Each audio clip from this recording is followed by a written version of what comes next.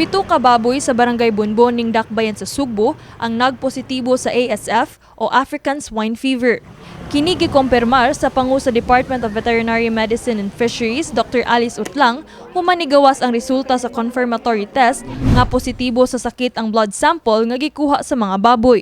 Based sa ato ang sa katong karon lang man ini sulti ning naay sa patag nga upat sa iyaha, 7 ra gyud ka buok.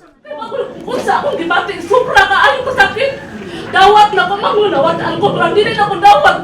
Tanang ingon ko nga. Ang tag-iya sa maong mga baboy emosyonal nga nipagawas siyang gibati sa iyang pagdangop sa opisina sa DVMF mahitungod sa pagkamatay sa iyang mga binuhing baboy. Makasabot na sila ba?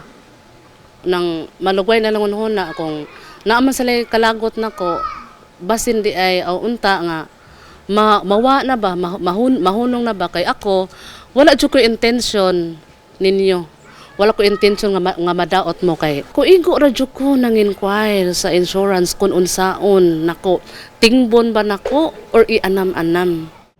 Mukabat sa 280 ang mga hog raisers sa Barangay Bonbon. Gani aron masiguro nga malikayan ang pagkailap sa mong sakit, nibisita ang DVMF sa mong barangay aron mag-edukar sa mga hog raisers mahitungod sa ASF. Gawas ni ini, nag-apod-apod sab sila og disinfectant. Ang kaniadto puno nga baboyan dinhi sa sitio Patag, Barangay Bonbon, karon maihap na lang ang nahabiling mga baboy human 20 ka anay ang nakabsan sa kinabuhi.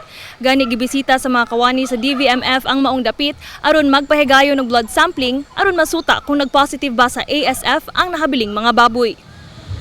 Nagputos og personal protective equipment kun PPE ang mga veterinarians nga nagkuha og blood samples sa mga baboy.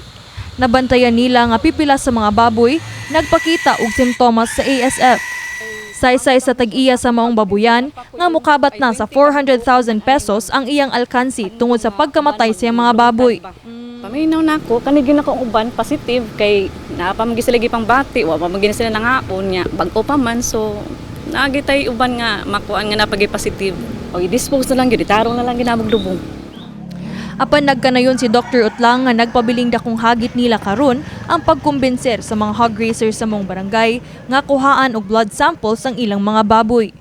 Ngay uban nga dili pa pakuha pero ato lang gi hinay-hinay og pasabot. So katulang sang mo welcome sa mao nga pamaagi mo atong kuhaan.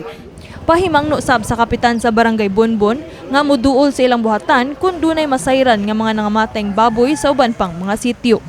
Mo-inform din sa barangay para makuan gani nato kato akong ingon ba nga dili magtakod-takod. Ay lamo kabalaka sa lain-lain mga sitio kay ang among gihold ang sitio Gilagila ra gyud sitio Patag. Kini si Queenie Holigon alang sa My TV Cebu.